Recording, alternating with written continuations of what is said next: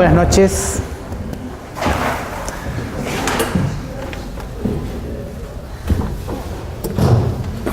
Ahora sí, hola.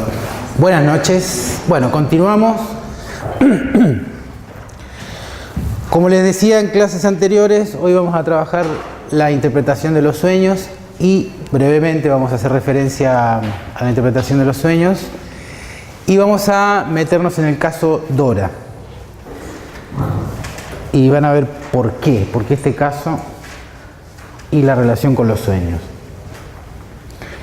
Básicamente lo que les indicamos para lo que es el recorrido de este curso, que ustedes puedan leer el capítulo 7 de la interpretación de los sueños, donde se van a encontrar, en cierta manera, como con la médula de lo que es la propuesta psicoanalítica en relación a lo que es la interpretación de los sueños.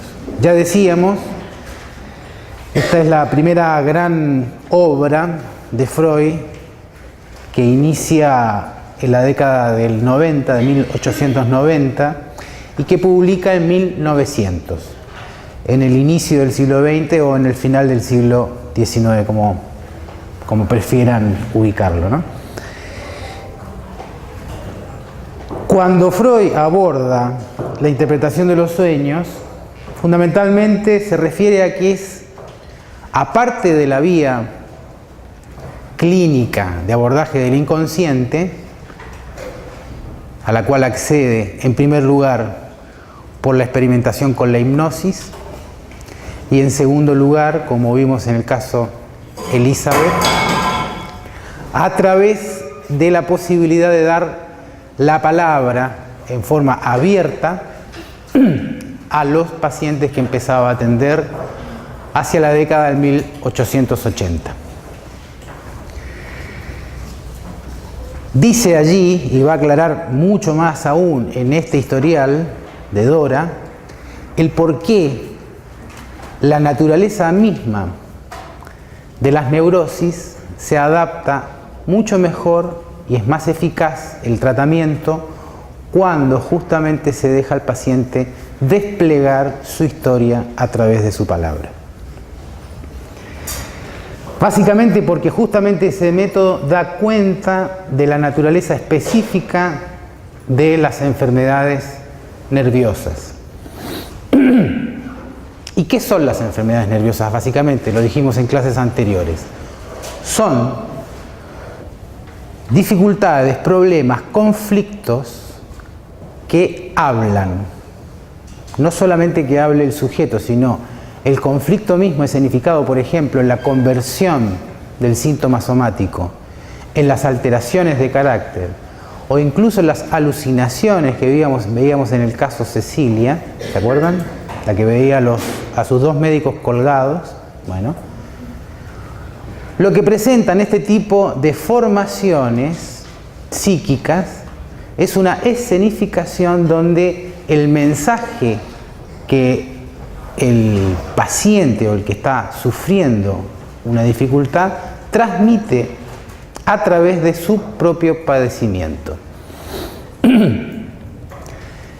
Es la vía freudiana entonces la que permite hacer hablar a ese tipo de enfermedades.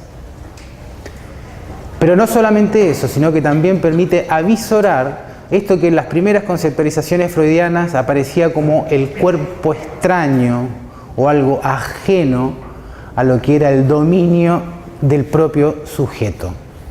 Ese cuerpo extraño va a pasar a nombrarlo Freud como el inconsciente propiamente tal. Es decir, un sistema que sobre todo conocemos por sus efectos. Efectos que dan cuenta de un conflicto a nivel del deseo del sujeto. Ese conflicto hace que solamente a nivel consciente se pueda percibir el efecto, o si se quiere, el sufrimiento o los estragos, pero manteniéndose fuera de la conciencia del sujeto lo que son las determinantes de ese suceso o de ese conflicto.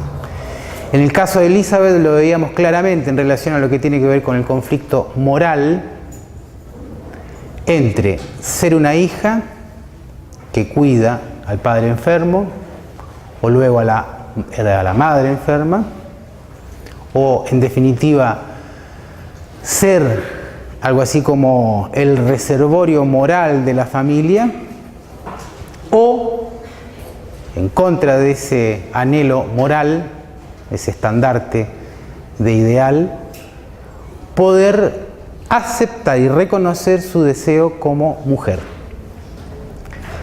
El segundo elemento, digamos la dimensión erótica propiamente tal, es la que queda en el caso de Elizabeth inconsciente, separada de la conciencia.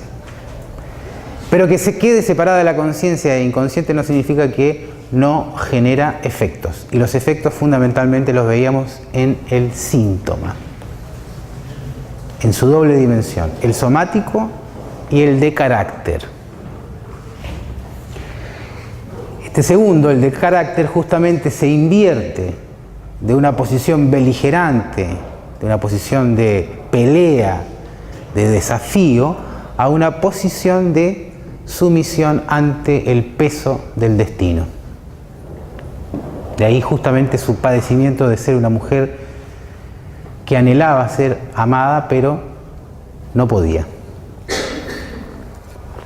Vimos hacia el final de ese tratamiento que al final sí pudo cambiar literalmente la pisada y hacer otra cosa con lo que aparecía como un puro sufrimiento. Cuidar a la madre enferma y cuidar a ella como enferma. Eso parecía que era el destino de esa joven mujer a los 24 años. Cambió literalmente la pisada. Pero no solamente los síntomas a Freud le permiten reconocer este cuerpo extraño que pasa a ser llamado el inconsciente. Inconsciente que va a señalar tiempo después, en otros escritos, sobre una herida al narcisismo de la humanidad. ¿Por qué? Porque la hipótesis del inconsciente plantea que en definitiva el ser humano no es totalmente dueño de su propia casa, de su propio cuerpo, de sus propios actos. Cuando yo era estudiante, que los veo y me acuerdo, se armó un conflicto de esos tremendos, ¿no? Esos conflictos que son clásicos y más en la década de los 80, así de viejo soy de eso. Bueno. En ese momento el que era presidente, no lo voy a nombrar, pero más o menos ustedes lo pueden ubicar, señala que estábamos en pleno conflicto, la universidad y la Facultad de Psicología en particular llevaba una voz bastante activa. Dice justamente el que era presidente de la República en ese momento, bueno, y ya basta de esa psicología que lo que hace es excluir la responsabilidad del hombre y de la mujer también, ¿no? Haciendo un uso político, o un mal uso seguramente, de la hipótesis del inconsciente. Efectivamente, para los representantes de la moral, de la conciencia y la rectitud, aunque después entre paréntesis sabemos que hacen otras cosas, esta explicación del psiquismo humano atenta contra el supuesto de la integridad moral de los sujetos. Vamos a ser claros, Freud en ningún momento justifica lo que puede ser los actos de inmoralidad, o lo que quieran ustedes decir, actos delictivos, bajo la hipótesis del inconsciente. Hay que separarlos tajantemente. Si bien hay usos contemporáneos del psicoanálisis en criminología, no se extiende esto a lo que son los actos del sujeto. Los actos del sujeto en términos legales son de esa órbita. Fundamentalmente esto tiene que ver para poder desentrañar en principio lo que son los síntomas neuróticos. Y después tiene otras aplicaciones, muchas otras aplicaciones, es cierto, pero hay que ver paso a paso y caso a caso dónde es pertinente y dónde no. No se trata de abolir la responsabilidad, al contrario. Se trata de poder también cuestionar cuando la llamada responsabilidad va en contra del propio sujeto. Por eso el caso que analizábamos, que revisábamos de Elizabeth, es en ese sentido paradigmático. ¿Por qué? Porque esa persona, con un sentimiento hipermoral, se le volvía esa misma moralidad en contra de sí misma. Generaba una suerte de rigidez en el carácter y, por supuesto, en sus actos. Freud empieza a constatar en los tratamientos que lleva adelante varias recurrencias. Una de las recurrencias que empieza a constatar es la aparición de sueños. Otra de las recurrencias es una suerte de explicación causal dirigida hacia la crianza.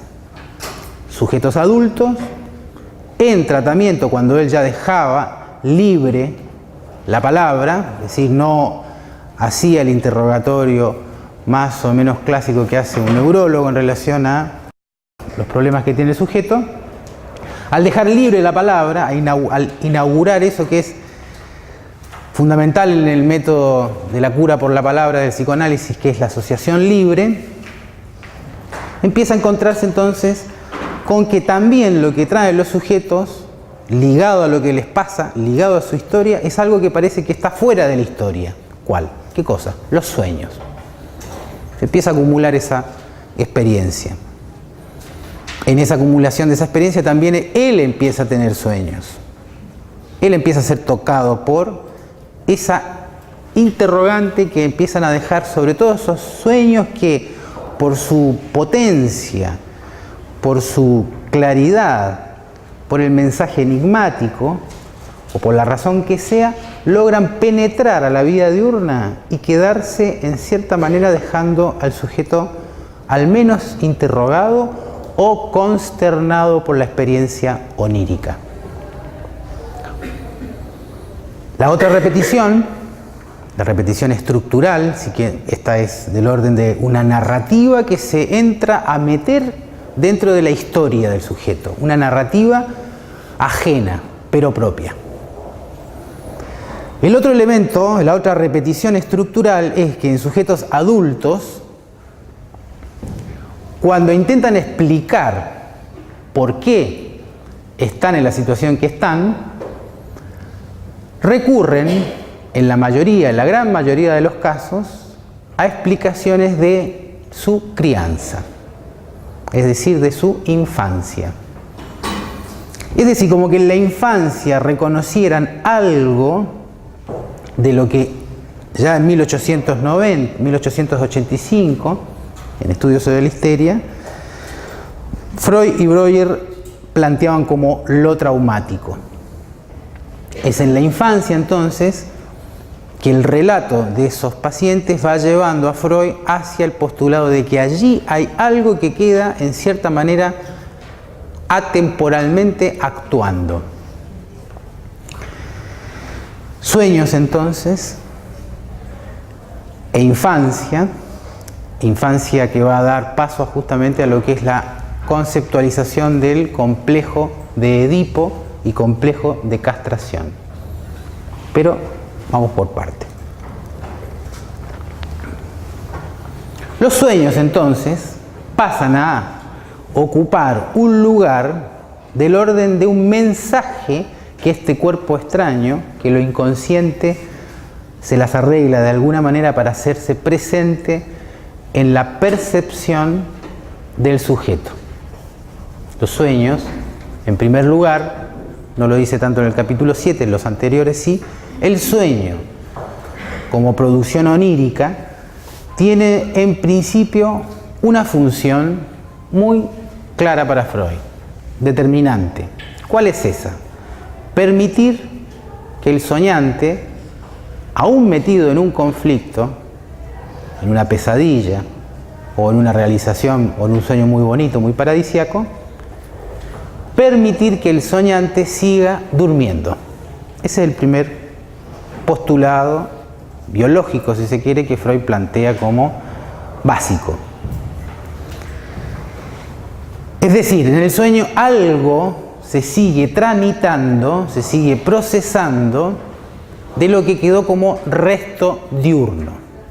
Segunda cosa, entonces. Primero, el sueño sirve para dormir, para mantener el dormir, pese a que estemos metidos en flor de lío o flor de anhelo. En segundo lugar, va a tomar siempre un resto de la actividad diurna que queda allí como dando vuelta. Eso Freud lo llama tal cual restos diurnos. Esos restos diurnos hablan de una situación recién vivida que toca con un conflicto del sujeto en lo actual, pero que también resignifica, ¿se acuerdan la palabrita que veíamos en la clase pasada? Nachtraglisch, resignifica con supletoriedad un conflicto antiguo de la infancia. Algo del orden de lo que queda allí no tramitado del todo, es decir, un resto traumático.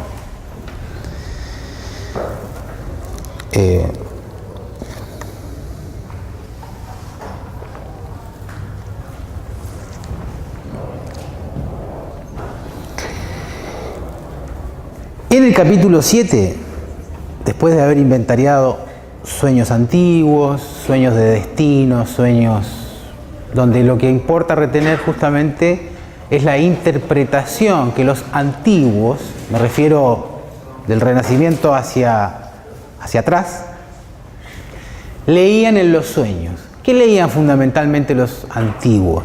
Lo pueden, por ejemplo, leer en la Biblia o en otros textos antiguos. Lo que leían fundamentalmente era un mensaje de los dioses, o en la Biblia, o en la Torá, o en el Corán, mensaje de Dios, Alá, Yahvé o el innombrable, como quieran. Básicamente se trataba de una comunicación divina.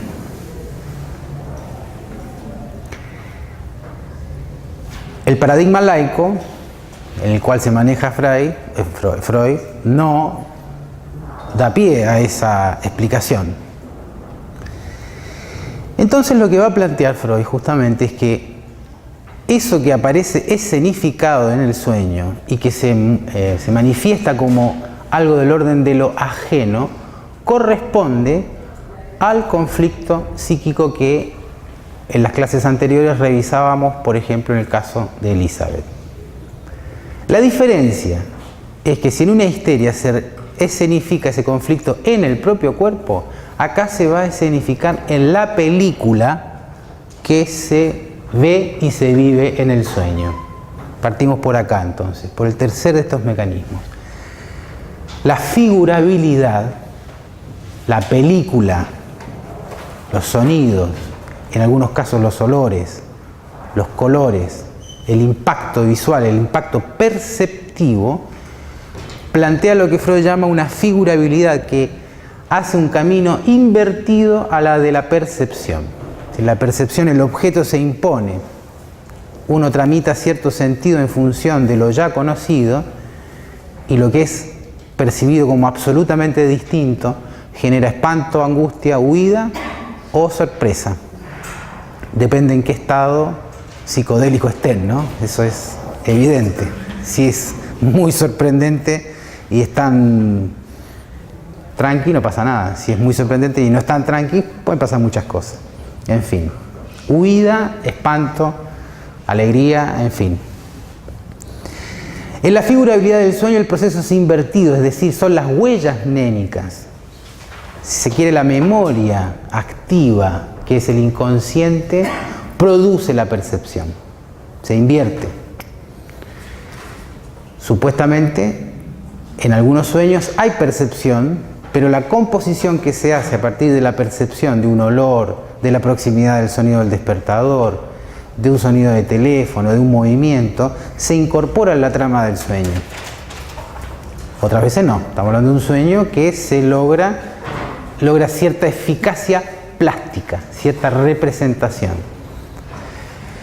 En la figurabilidad, entonces, vamos a tener lo poco que se puede percibir, los restos diurnos y sobre todo esto que les decía recién, esta inversión de toda la percepción. Se da vuelta y lo que queda entonces es una suerte de pureza, si se quiere, del aparato interpretativo de la percepción trabajando sola. Es decir, es como que la estructura, allí, diríamos siguiendo a Lacan, la estructura lenguajera, esa que nos hace hablar todo el día, aunque estemos en silencio y pensando, quedase sola, funcionando. Es como que dejaran su querida computadora trabajando sola.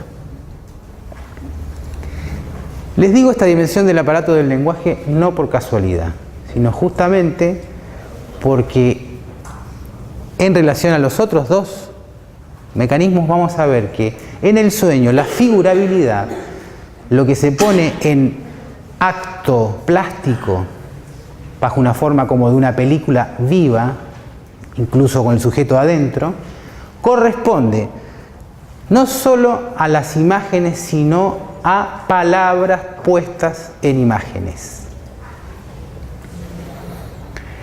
Los otros dos mecanismos fundamentales del sueño son la condensación y el desplazamiento. La condensación remite a que las imágenes que se presentan en el sueño son una suerte de fusión, no de síntesis, fusión, como se juntan, como nos explicaba el compañero en alemán, cómo se producen las palabras en alemán. En alemán, si me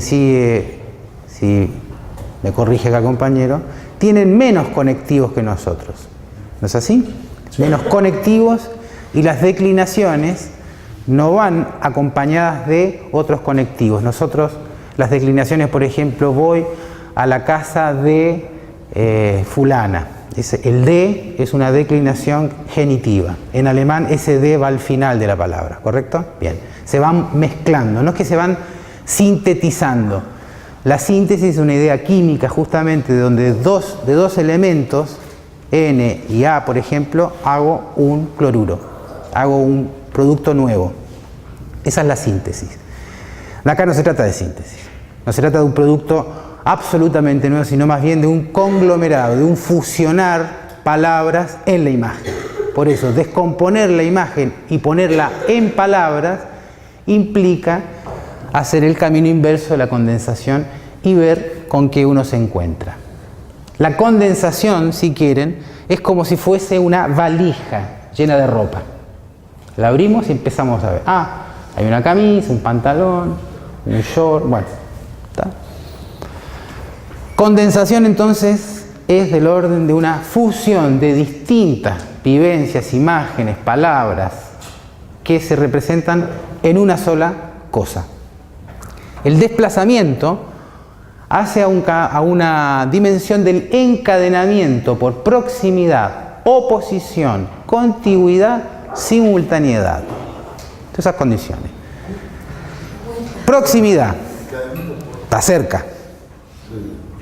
Un recuerdo diurno,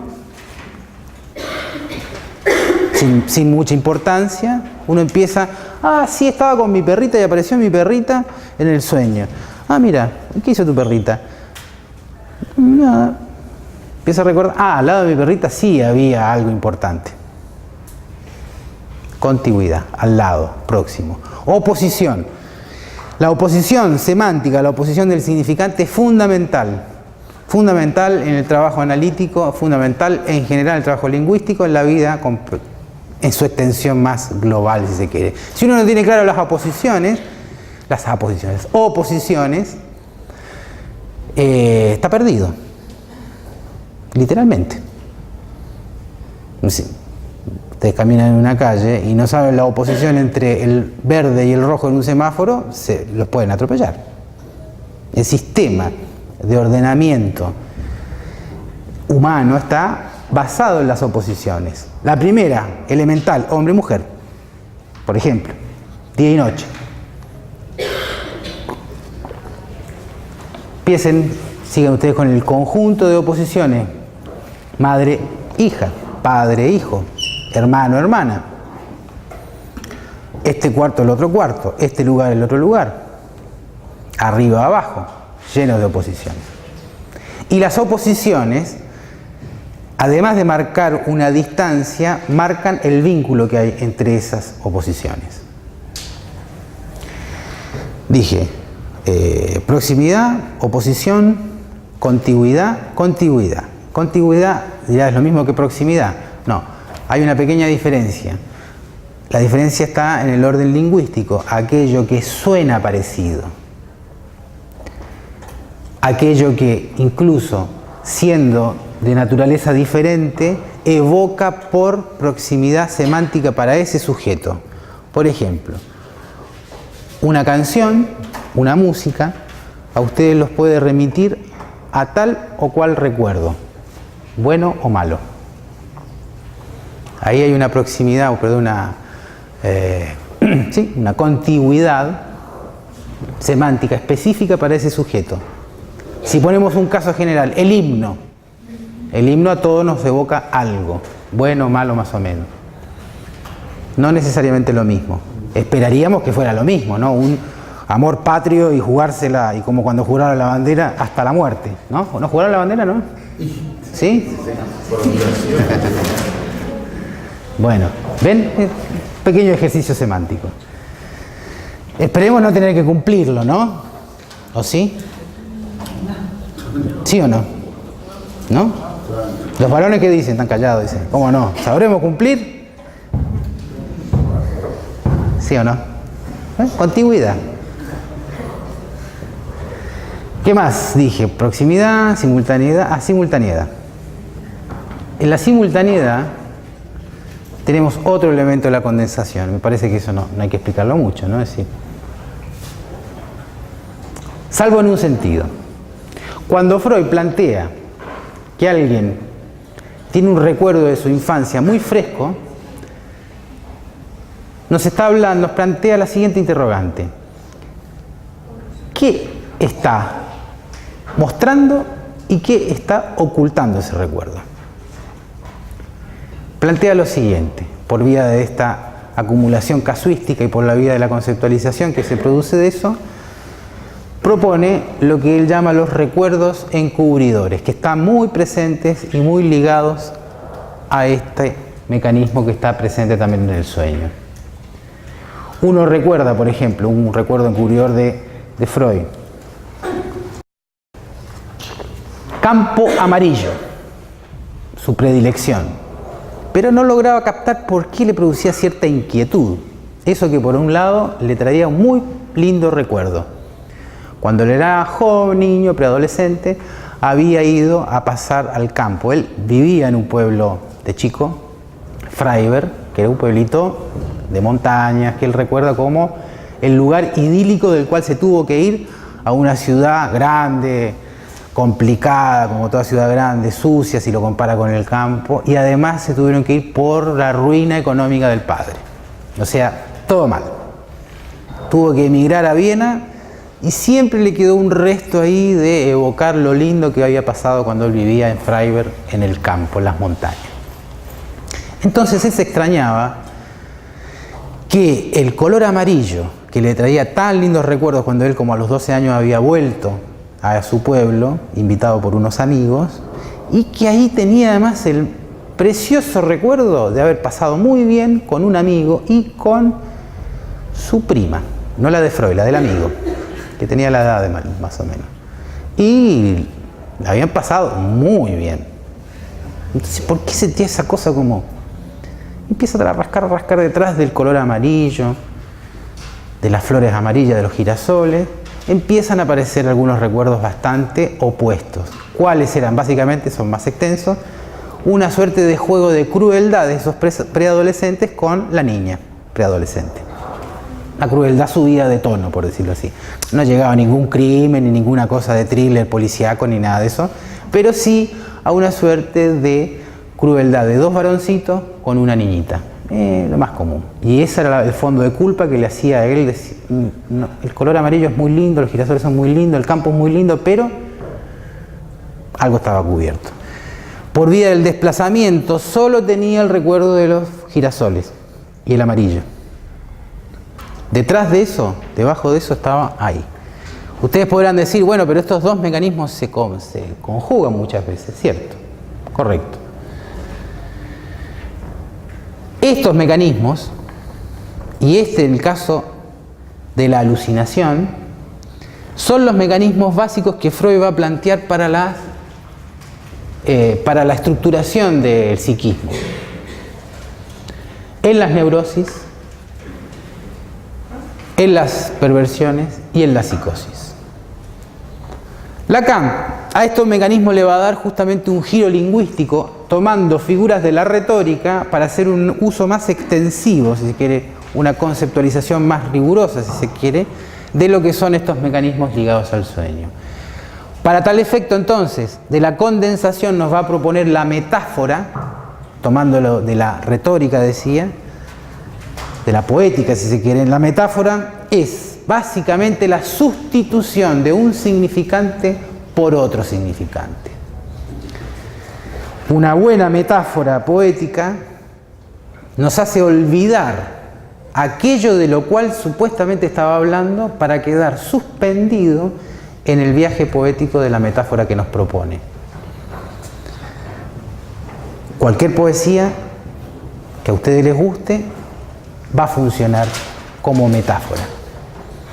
Pero es más, el nombre propio es una metáfora. ¿De qué?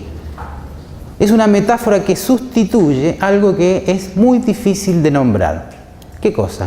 El deseo del autor de su propio nombre. El tuyo, el tuyo, el tuyo.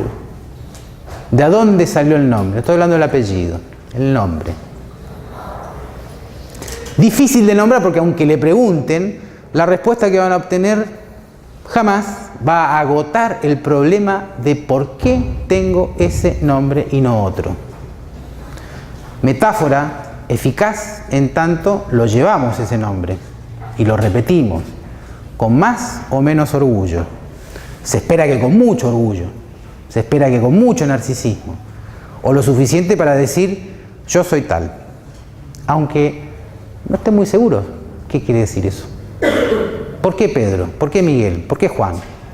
¿Por qué fulano? ¿Por qué sutano? Ahí se da justamente el ejemplo de una metáfora, donde lo que es sustituido desapareció. Un buen y clásico ejemplo de la eficaz función de la represión. Si el nombre propio les entró, los atravesó y los domina sin ningún problema, jamás se van a preguntar de dónde salió ese nombre.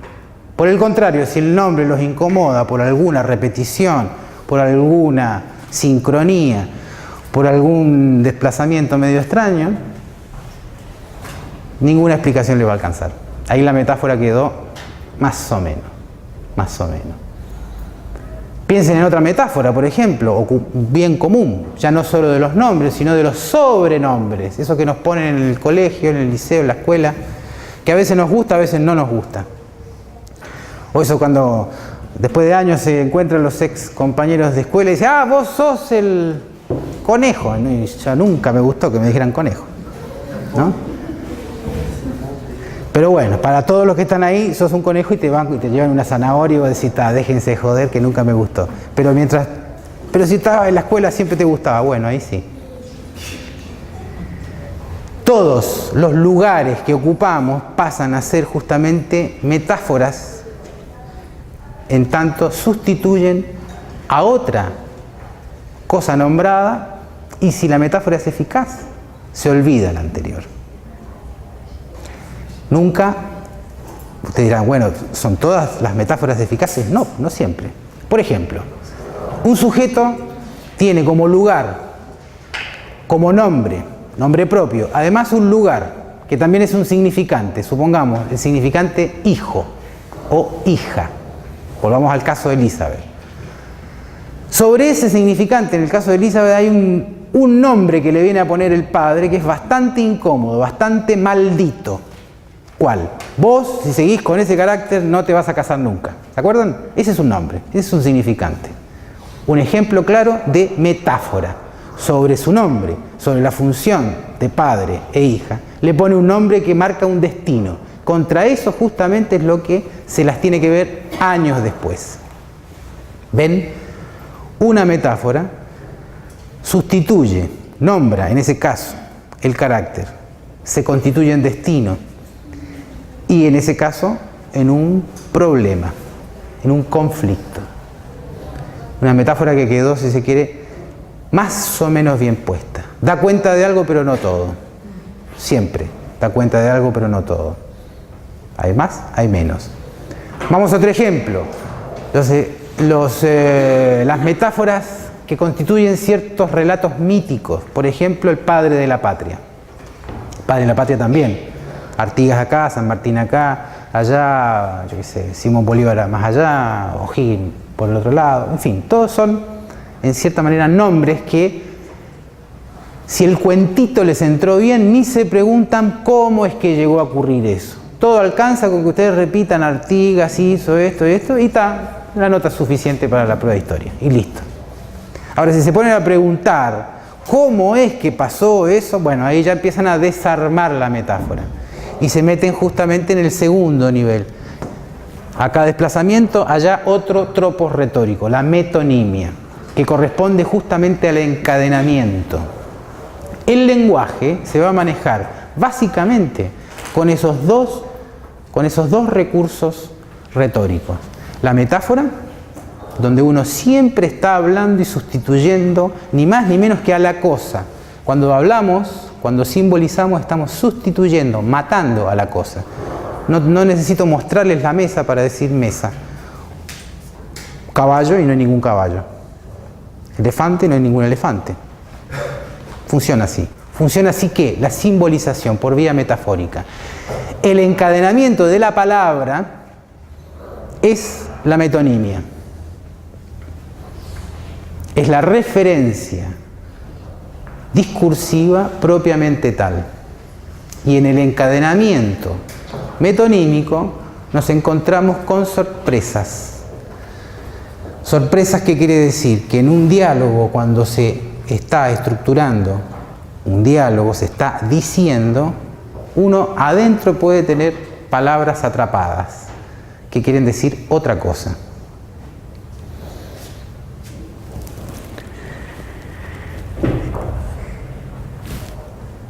La sinécdoque, que da cierta dimensión de figurabilidad, justamente es la referencia metafórica y metonímica de hacer alusión al todo de algo a través de una parte. El todo a través de una parte. ¿Por qué es importante esto en un análisis?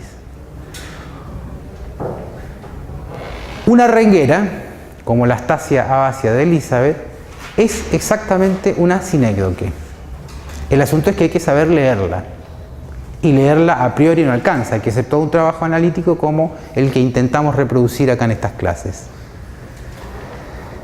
La parte que está siendo representada allí en el acto mismo de no poder caminar, de renguear y caminar con dificultad, de no poder quedar separada, está haciendo alusión a otra cosa, a un todo. ¿Cuál es ese otro todo? Lo que hablábamos del conflicto moral y erótico. El sueño también actúa como un sinécdoque. También la figurabilidad, la película que uno ve en el sueño, es una parte que está haciendo alusión a un todo que descompusimos en dos tiempos: el tiempo presente de los restos diurnos y el tiempo pasado de la infancia. Sería la punta del iceberg. Exactamente, exactamente. Es en el ejemplo de la punta del iceberg, es un sinécdoque clásico. O decir: veo humo, estamos llegando al pueblo. Capaz que no, capaz que están incendiando el pueblo, no puede decir, pero no importa. Veo velas, vienen barcos en los tiempos que eran veleros, ¿no? O cuando uno va acercándose a una ciudad, veo smog, hay humanos. Hay contaminación, hay humanos, ¿no? Vemos un resto de basura en el mar, un mar puro y un resto de basura. Uy, acá pasa un barco, ¿no? Listo. El todo se presenta en la parte. Y ese detalle es fundamental en el trabajo clínico. Cuando un sujeto dice y muestra algo, está haciendo alusión a un todo. Puede que no no sea suficiente, sin duda. Porque Freud va a plantear que estos mismos mecanismos se dan en otro tipo de disrupciones o de formaciones del inconsciente. ¿En cuáles? En los actos fallidos, en los lapsus y uno que es imperdible, en los chistes. No solo en los chistes que uno cuenta como una historia. Vamos a contar historia. Empieza uno. Esos son uno donde el desenlace del chiste tiene que tener justamente algo de este orden. Pero haciendo alusión ¿a qué? A algo de doble sentido.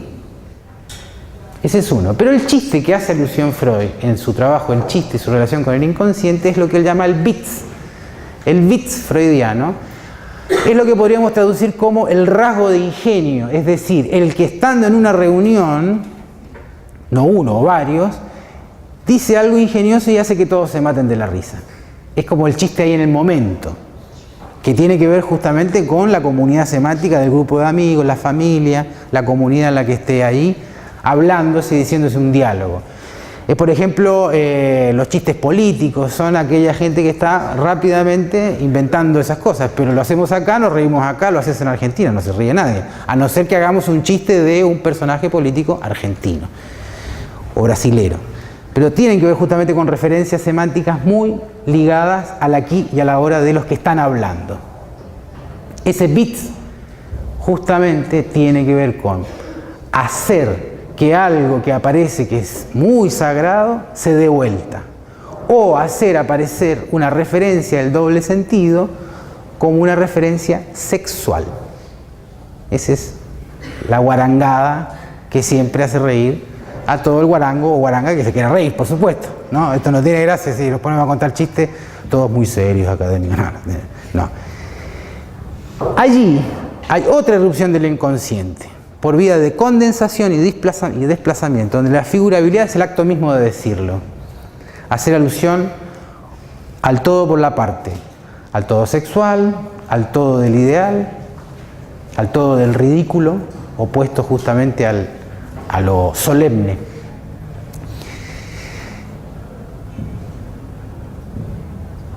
Decíamos, de formaciones del inconsciente, entonces tenemos sueños, actos fallidos, lapsus, chistes, síntomas, lo primero que habíamos visto.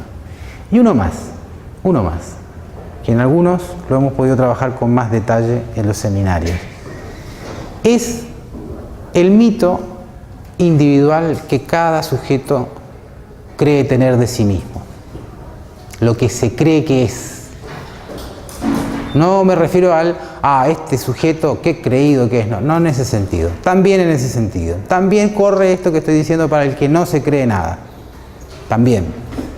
En definitiva es una suerte de formación narcisista a nivel secundario, a nivel del ideal que el sujeto cree que cumple o por el contrario que no cumple. Es esas dimensiones donde el sujeto en sus formas más rígidas, por ejemplo, se afirma como yo soy esto y no soy otra cosa. Por ejemplo, yo soy tímido. Y soy tímido, por lo tanto no puedo hacer lo que me estás pidiendo. Bien. O por el contrario, yo soy alegre y a veces me río demasiado. Yo soy esto. Yo soy el más despreciado, por ejemplo, como empieza Dostoyevsky en uno de sus libros. Soy un criminal, y no lo mueven de ahí. Entonces uno empieza a leer el libro, ¿y cuál fue el crimen que hizo? Y por ahí, por la página 150, aparece un crimen. Pero mientras tanto, la afirmación radical, contundente, él es un criminal. Y tiene razón, es un criminal. No tanto por lo que hizo, sino por todo lo que estuvo preparando eso. Y sobre todo, dándole. Esas son metáforas. Totalmente, sí, exactamente. Metáforas que aparecen a veces con una solidez que cuando un sujeto va a análisis justamente es eso lo que está dispuesto a cuestionar. Lo que pasa es que una cierta digamos, estabilidad necesita el ser humano, porque si no, se desprende que todo es una gran metáfora. O sea, todo puede ser una gran metáfora. Esto puede ser una gran metáfora. Todo puede ser una gran metáfora, es eso. Claro. Y bueno. Lo que pasa es que eso generaría un pánico, o sea, a nivel existencialista. O sea, si todo es una gran metáfora, genera un pánico que no... tiene que ser Mejor que no se enteren. Bueno, pero lo que estoy diciendo, si quieren extenderlo, difundirlo, es que sí, todo es una gran metáfora. Sí. Esto quizás hace unos años era un escándalo, hoy no produce ningún escándalo, si lo dicen. Insisto algo que les decía la vez pasada, en otras clases. Nos enfrentamos, ni más ni menos, en esta sexta formación, dije, primero síntomas vimos. Ahora estamos revisando sueños, lapsus, acto fallido, chistes. ¿Estamos claros hasta ahí? Bien. Esta sexta formación del inconsciente es quizás la más difícil de agarrar. ¿Por qué? Porque estoy hablando de que cada uno de nosotros es una metáfora. ¿Metáfora de qué dirán? Y del deseo de otro que los hizo estar acá. Sí. En realidad nosotros nos relacionamos a través de metáforas, que es a través de los hablantes. Sí. Constantemente estamos produciendo subjetividades que son metáforas de las cosas para nombrarlas y para acercarse a ellas. Totalmente de acuerdo. Pero es imposible pensarse no fuera de la metáfora, por ejemplo. Ah, podés sí. Para mí no. No, está bien, de acuerdo. Para mí tampoco, pero podés sí. Pensás como un autopoyético hecho de la naturaleza. Las metáforas serán los otros, yo no. Claro, pasa que no Sí, pará. Vamos, no pasemos tan rápido, estoy de acuerdo contigo, pero estoy agregando una cosa más. No estoy diciendo que nos manejamos con metáforas. Eso lo dijimos antes y lo veíamos, por ejemplo, en el sueño, lo vemos en una serie de formaciones, de las otras formaciones del inconsciente. Acá estoy agregando algo más. Cada uno de nosotros es una metáfora. El asunto, ¿y de qué soy metáfora? ¿Qué sustituí? Eso es lo que les decía, como bajo esa enigmática forma de ¿quién te puso el nombre? ¿Quién fue? Bueno, mi mamá, mi papá. Sí, pero ¿por qué? Algunos no, porque lo puso en honor a mi abuela. Ajá. ¿Y qué tenía tu abuela que vieron en vos que se repetía? Y podés seguir. Y ahí está la dimensión de la metáfora, pero más aún. La dimensión de la metáfora tiene justamente su activación cuando un sujeto dice, se pregunta, ¿y qué voy a hacer con mi vida? Ahí se asume como un texto a desarrollar, como un proyecto a desplegar. Lo que pasa es que hay otros y pura metáfora. Esa metáfora ¿Perdón? Hay otros que refuerzan esa metáfora. O debilitan, ¿no? Claro, tiene que ser reforzada de alguna manera, porque si no en sí misma se no caería. ¿Perdón? No, que iba a decir que los medios de comunicación, la televisión y eso son generadores, imponen metáforas. Totalmente, todos los días. Y las redes sociales, uno mismo También. se genera la metáfora de uno. Ah, sí. Claro. Por eso, esto que manejo hoy día a esta generación, a ustedes, no les genera tanta sorpresa. E incluso a nivel de las redes sociales ya sabemos que estamos en el otro extremo. Se dice tanto bolazo, por decirlo así, que incluso se llega a dar por verdad los bolazos. Bueno, los bolazos son metáfora también. Metáfora fallida, le decimos bolazo porque no da cuenta de nada, pero nos damos cuenta después. Cuando corre el bolazo. En 18 de julio están haciendo una manifestación y los de Peñarol están rompiendo todo. Discúlpenle los de Peñarol, pero bueno. Uno va a 18 y no pasó nada. Pero todos los de Nacional que estuvieron mandando el mensaje y todos los otros cuadros, los de Peñarol son unos... No hicieron nada. Pero salió en las redes sociales y durante ese rato ese bolazo fue una metáfora que parecía que daba cuenta de la verdad. Parecía. La pregunta es, ¿la metáfora que uno mismo encarna da cuenta de la verdad? Perdón, esperanza. No, pero pensaba, porque estábamos diciendo que no podemos pensarnos por fuera de esa metáfora.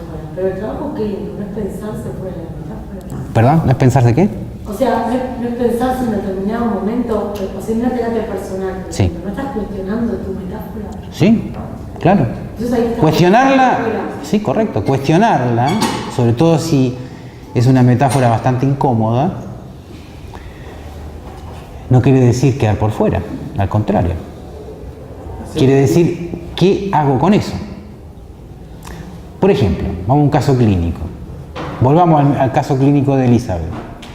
Hay una metáfora que la nombra, aparte de Elizabeth, el nombre ¿cómo se llamaba? Bueno, Ida Weiss, no me acuerdo. Bueno, Hilda Weiss. Bueno, aparte del nombre propio, del lugar en la familia y todo lo demás, hay una metáfora incómoda que Freud destaca y la levanta, la destila, dice: el padre tenía un juicio muy claro sobre ella, era una muy inteligente, muy comedida, como se dice, muy hacendosa, muy trabajadora, sobre todo para asuntos de la casa, pero con un carácter, Dios mío, no se puede casar. Ahí está puesta la metáfora, ¿de acuerdo? Ella desarma esa metáfora, exacto, pero desarmarla, hacer el trabajo inverso de su establecimiento, no es estar por fuera de la metáfora, es desarmarla y ver con qué se queda. ¿Y con qué se queda? Para su sorpresa, es que ella, su deseo como mujer estaba en las antípodas de lo que ella había actuado como el designio del padre y que ella misma había encarnado.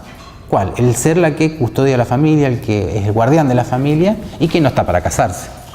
Pero sigue siendo metáfora, más allá de que uno sea consciente o no de lo que vive. Sí, por eso. Uno no es una sola metáfora. No. Claro, bien, ahí los entendemos. Fíjense, acá en el caso de Elizabeth vimos nombre propio, nombre, segunda metáfora, hija, tercera, la custodia moral de la familia, cuarta, esta cuarta era la que le complicaba. Por supuesto que esa cuarta metáfora, el no te podés casar, diríamos, no te casarás, porque sos una peleadora, sería esa, va en contra de las otras, se opone a las otras, entra en conflicto con eso. Y ahí está lo que decía el compañero, si una metáfora se sostiene o no en función de cómo entra en un juego de red, de metonimia, de desplazamiento. No es la metáfora sola, es la metáfora con la metonimia y con la referencia del todo a la parte.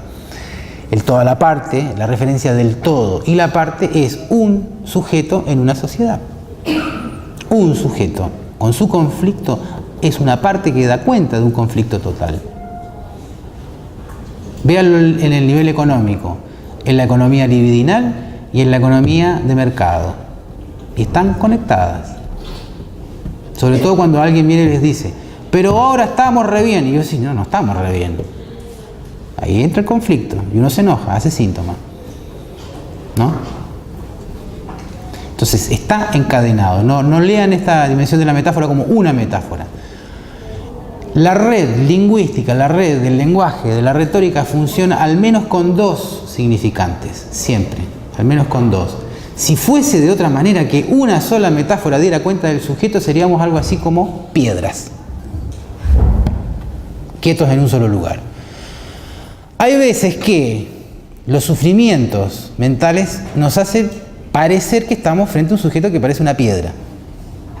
Casos extremos de neurosis, formaciones de la psicosis, nos hace pensar eso. Otro caso, algunos lo conocen, el hombre de las ratas, trabajado por Freud años después de esto.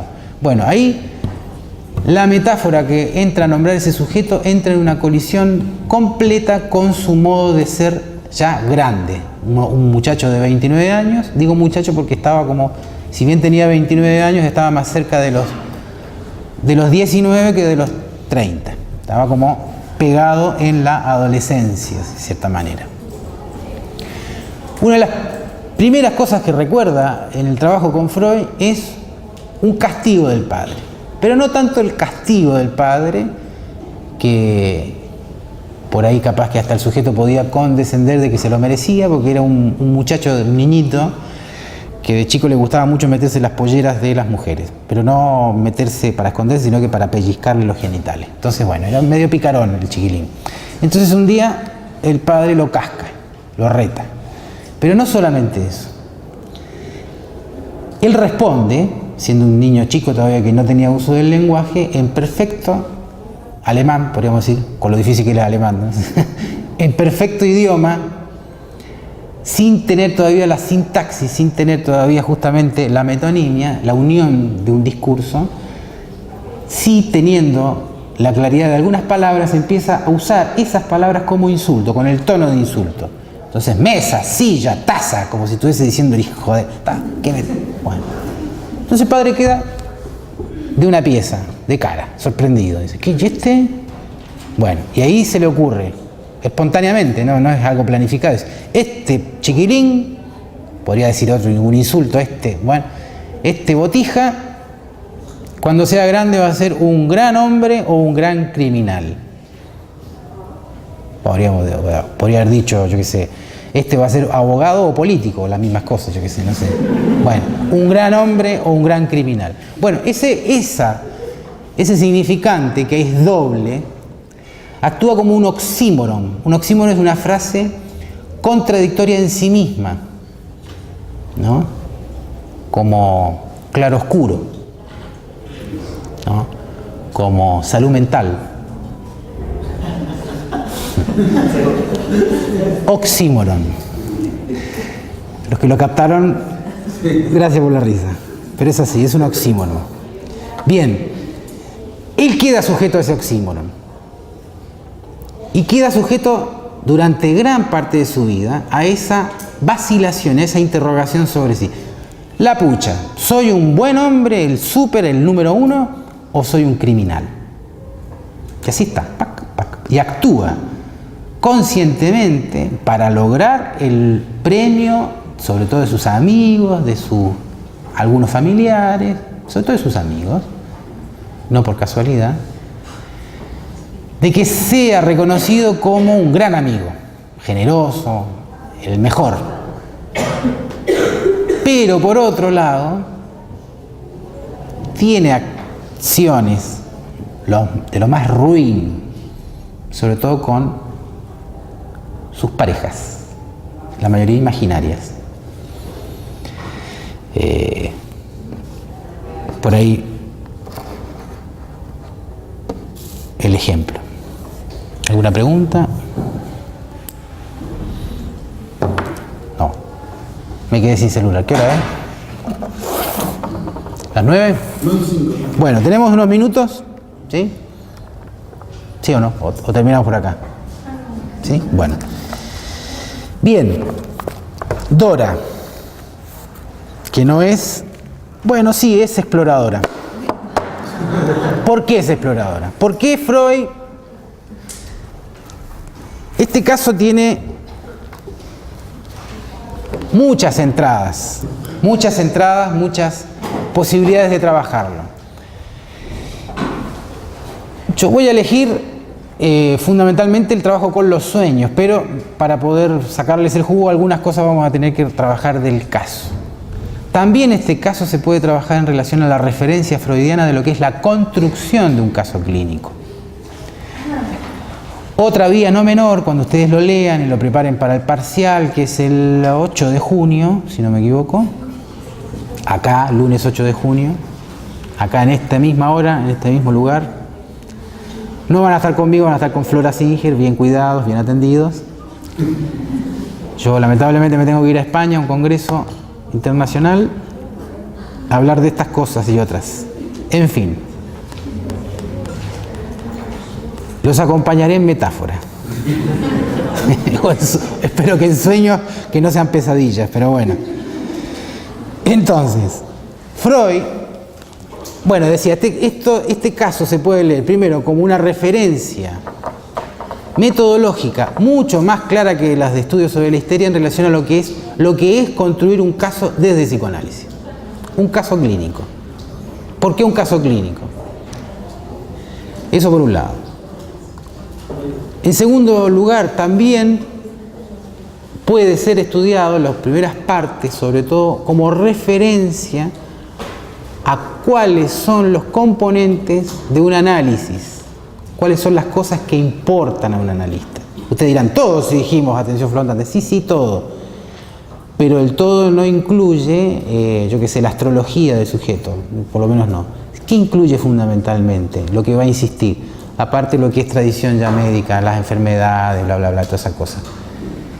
Los vínculos familiares, los vínculos de amistad, los vínculos sociales, los vínculos laborales. Todo eso que para la psicología contemporánea del siglo XX y lo que va del XXI es clásico. Bueno, eso es lo que establece Freud. ¿Por qué? Por lo que veíamos recién en relación al la sexta formación del inconsciente. ¿Cuál? El narcisismo. El narcisismo siempre está en una relación de medida, de rivalidad, de complementariedad o de desafío con el otro. El narcisismo no es del orden de una soledad absoluta, es del orden de una posición en espejo con el otro. Espejo que dije de rivalidad, de complementariedad, de celos, de tensión. En el mejor de los casos, esa relación con el otro a partir del amor de sí mismo es en función de la construcción de una obra, sea una obra a nivel laboral, de estudio, erótica, familiar, filial, lo que sea. Lo contrario a la obra en su sentido extenso es la soledad o la locura, si se quiere. La incapacidad de hacer nada con otro. ¿Vieron eso que se pone en juego cuando el profesor los manda a hacer un trabajo grupal? ¿No? Algunas se ríen, ¿no? Cuando empieza el trabajo grupal, hay algunos que trabajan como burros y hay otros que la llevan de arriba, ¿no es cierto? Bueno, ahí pueden ubicar este problema. La relación del amor de sí, del narcisismo, del mito individual de sí mismo, de la metáfora que somos cada uno sin saberlo, se pone en juego cuando estamos obligados, cuando nos mandan a hacer un trabajo en grupo, por ejemplo, a trabajar con otro. Ahí se pone en juego. Y no es tan fácil, ¿no es cierto? No es para nada fácil. Por eso justamente la especialidad de la psicología social tiene mucho que decir y mucho que enseñarnos. No es fácil el trabajo con otros. Como tampoco es fácil amar a otro. Si fuera fácil, no habría tanta poesía, ni tanto psicoanálisis, ni tanta porquería y tanta cosa, ¿no? Hospitales psiquiátricos, jueces, policía, bueno, todo lo que hay, ¿no? Ya lo dije en las clases de... ¿Qué es, en definitiva, de psicoanálisis lo que nos enloquece tanto?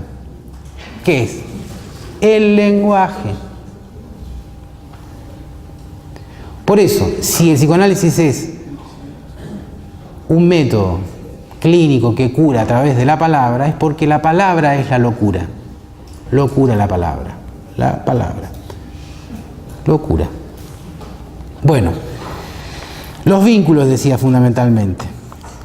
Este caso entonces es una matriz a estudiar para comprender qué es el caso clínico desde el psicoanálisis, que no es lo mismo de la medicina, no es lo mismo que desde el derecho, de la veterinaria, desde la arqueología, no es lo mismo. Pero también este caso lo propone Freud porque le sorprendió la abundancia del material con la cual esta paciente empezó a trabajar al poco tiempo de iniciarse el tratamiento. Pero una abundancia donde además de desplegar su historia, que era bastante complicada, o simple si quieren, como quieran,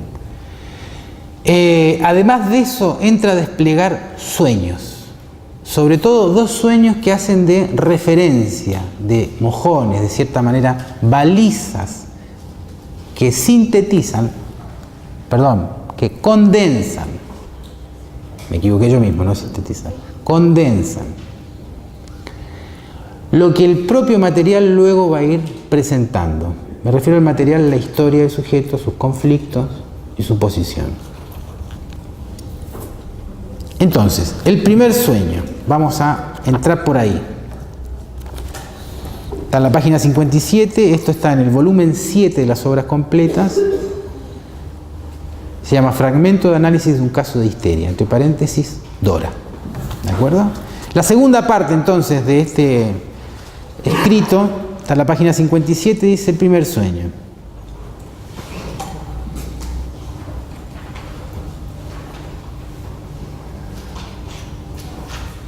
Fíjense cómo empieza Freud comentando este sueño.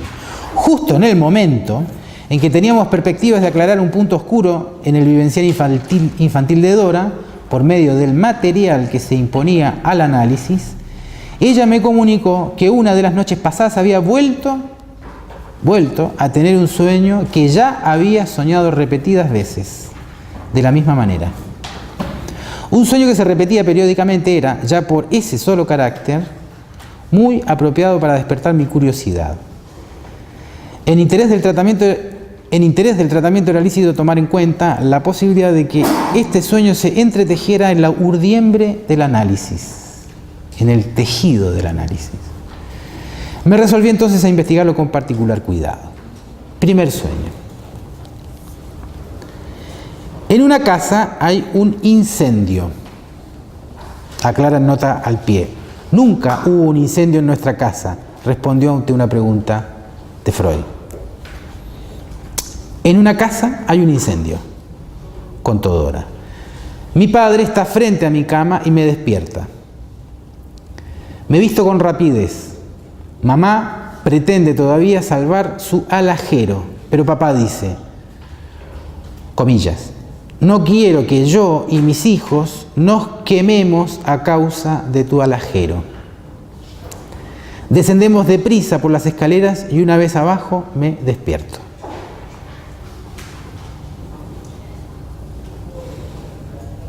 Cuando le pregunta a Freud, ¿cuándo fue que soñó por primera vez esto? No lo sabe, siempre primero no se sabe. Lacan va a decir, cuando uno pregunta sobre eso que importa, y el sujeto dice no sabe, ahí está presente el inconsciente. No es que no lo sepa, a ver, ¿viste si llegaron las cenizas del volcán? No sé, no estamos hablando de eso. Estamos a decir, ¿y eso que hiciste ayer? Que dejaste a todos tus amigos pasmados por lo que hiciste. ¿Por qué lo hiciste? No sé. Ahí sí. Es decir, ese no sé donde de alguna manera el sujeto está presente en su acto. Y acá es un sueño donde se viene repitiendo. Entonces, ¿dónde lo soñó por primera vez? No lo sabe primero. Pero se acuerda, segundo movimiento. No hay histeria sin amnesia, dice Freud. Bueno, primero la amnesia, después algo empieza a soltar el tejido de los recuerdos. Pero se acuerda que tuvo el sueño en L, que es un lugar, en un lago, donde ocurrió la escena con el señor K. 3 noches sucesivas y había vuelto a tenerlo unos días antes, aquí en Viena. Bien, ¿quién era el señor K? Y acá vamos a tener que entrar a desarrollar brevemente la historia, para entender este punto. Dora, al tiempo de iniciar el tratamiento, tenía 17 años. 17 años, si no me acuerdo, 16, 17. No era la primera vez que iba a ver a Freud. Años antes, cuando tenía 14 años, había sido llevado por el padre porque tenía una de sus recurrencias nerviosas. ¿Cuáles eran sus recurrencias? ¿Cuál era su síntoma? Así como en Elizabeth era bastante recurrente el problema de su marcha y de su estar en pie.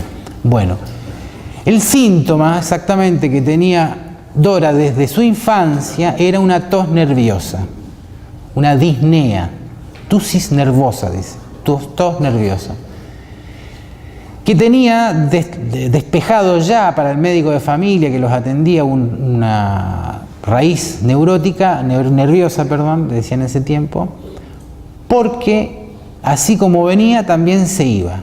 No estaba ligada a cuestiones climáticas, sino a lo que en ese tiempo y hasta el día de hoy aparece como y es nervioso o es una somatización, decimos nosotros. Acuérdense, en esas nomenclaturas, en esas maneras de llamar esas afecciones, el sujeto está afuera, no está incluido. No es que le pase a ella, la explicación médica aparta eso, se maneja como un modelo cartesiano de la ciencia. ¿Cuál es el modelo cartesiano? Hay 2 elementos presentes en toda la naturaleza. ¿Cuáles son esos 2 elementos? La cosa que piensa y la cosa extensa. La res cogita, la res extensa. La res extensa, la cosa, no piensa. Aplicado al humano, el cuerpo. El cuerpo no piensa. ¿Funciona o no funciona? ¿De acuerdo?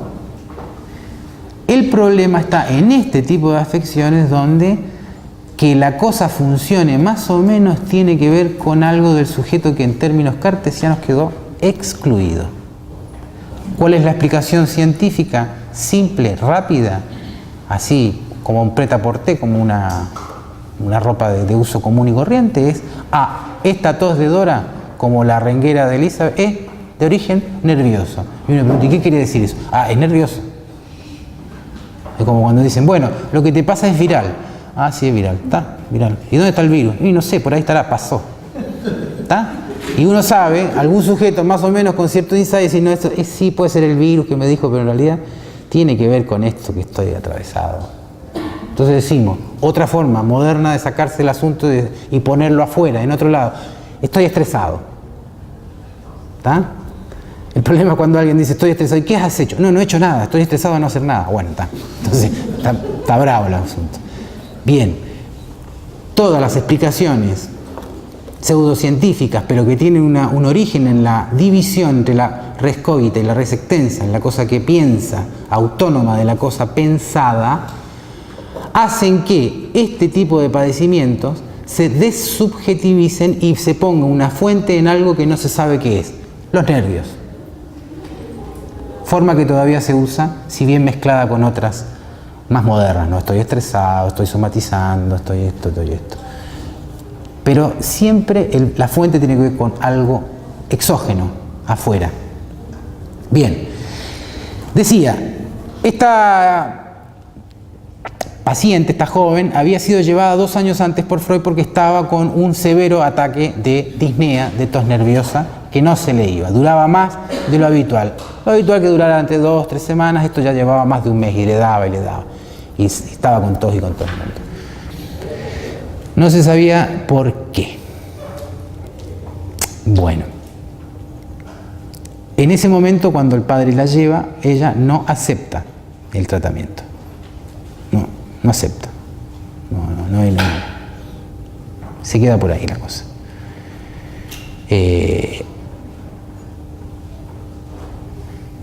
El padre, ¿por qué la lleva? Porque él había sido paciente médico de Freud, que él lo había curado de sífilis.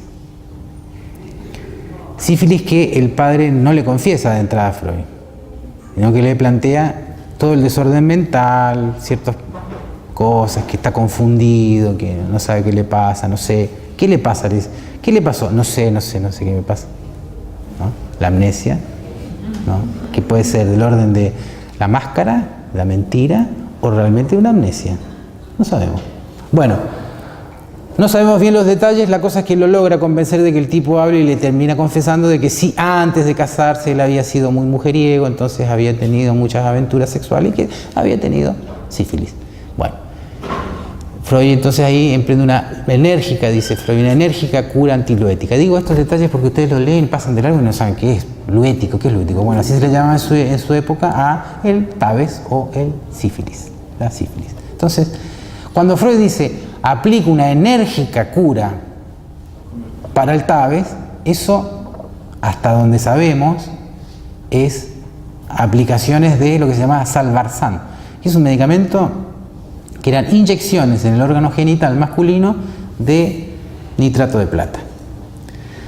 ¿Qué consecuencia tiene esto y por qué es importante? Porque eso prácticamente deja a los hombres impotentes. ¿Está? O sea, casi del todo impotentes, sino totalmente impotentes. Bueno.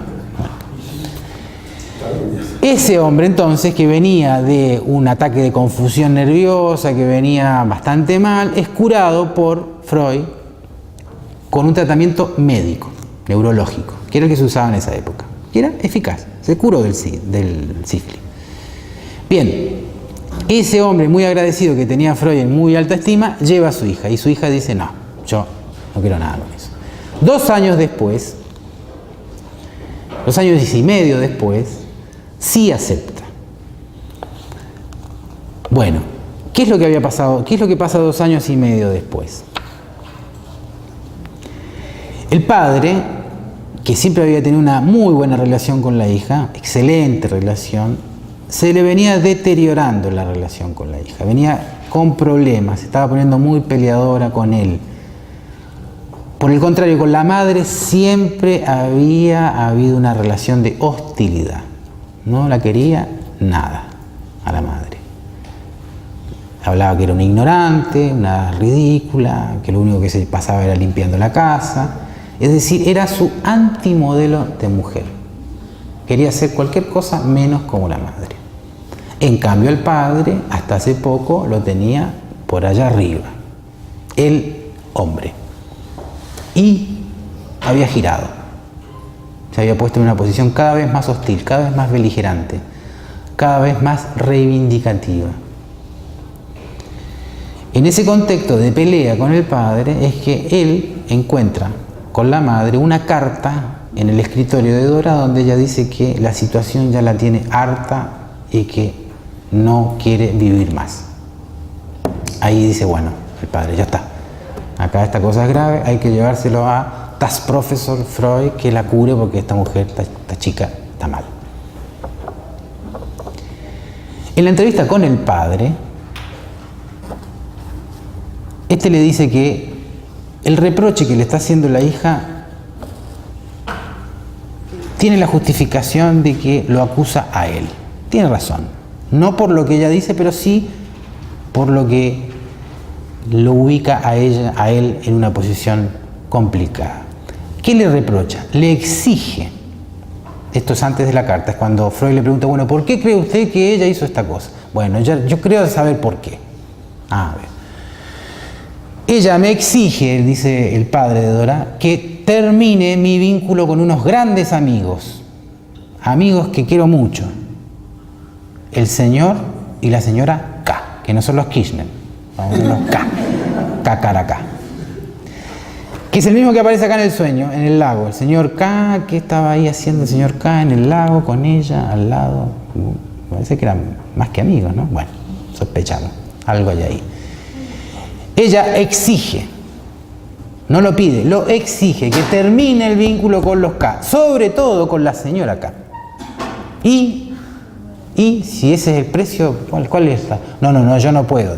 No puedo cortar con ellos, sobre todo con la señora K, porque ella fue la persona que me cuidó cuando yo estuve enfermo. ¿Se acuerda cuando vine? Andaba confundido, ciego y todo lo demás. Ella me cuidó. Después que me aplicó eso, ella me cuidó. No fue ni mi señora, que está para otras cosas, no lo entiende. Está para el alajero. ¿Está para qué? Para el alajero. Exactamente, está para cuidar del alajero. Sí. ¿Está bien? Él sabe, está haciendo trampa, ya conoce. Bien, exactamente. Cuida demasiado el alajero. El propio. Sí. Entonces, no puedo terminar con ellos porque esta señora acá le debo una amistad y le profeso una gratitud. No voy a terminar con ella. Jamás. Y ella acusa de algo que usted sabe que es impropio que yo pueda hacer. ¿Qué cosa? Y que es amante. Ella, Dora, está acusando que el padre es amante de la señora K. ¿Y en qué se escuda el padre? Insisto, ese detalle, si ustedes no lo conocen, pasan de largo y no saben por qué dice. Y usted sabe, profesor, que mi condición me lo impide. Entonces ustedes pasan esa parte y dicen, ¿qué quiere decir esto? ¿Por qué su condición se le impide? ¿Qué le pasa? Bueno, ahora entienden por qué. Es impotente. O debería serlo, por lo menos, ¿no? Si no fuera, sería un caso raro, ¿no? Pero capaz. Capaz que era tan erótico y tan mujeriego que capaz que iba contra el Salvarzán y Freud también. Y todo lo que estamos diciendo no tiene que ver. Pero el desarrollo del caso nos va a indicar que no era la excepción. Lo cual no quiere decir que no tuviera algo con la señora K. Bien. Entonces, vamos a la interpretación que ya señaló el compañero acá. El alajero. En alemán, español antiguo y contemporáneo, por algo se rieron muchos, comprendieron, el alajero hace una representación más antigua que las cavernas a los genitales femeninos. ¿No? El alajero hace referencia a lo que hacemos referencia, por ejemplo, con... bueno, no lo voy a decir para qué, ¿no? Se entiende, ¿no? ¿no? ¿Hay alguien que lo dude? Porque lo explicamos, si no, ¿no? ¿No? ¿No es necesario? Mire que esto está filmado, entonces queda feo que yo empiece a decir groserías, por mucho que sea con fines académicos, igual son groserías. Bien, pues las groserías están, las palabras chanchas justamente están plagadas de formación del inconsciente, son el chiste en sí mismo. Por eso a veces hay que usarla. Pero el alajero, acá podemos decir finamente, hace referencia a los genitales femeninos desde hace mucho tiempo. Como las armas, en su referencia a la pistola, hacen referencias al órgano masculino. En Estados Unidos, en Alemania, acá en México, en Colombia. En México son muy machos, usan mucho la pistola, en fin. Acá no. ¿Ah? ¿Sí? Al alajero como sí. objeto o lo que guarda el alajero.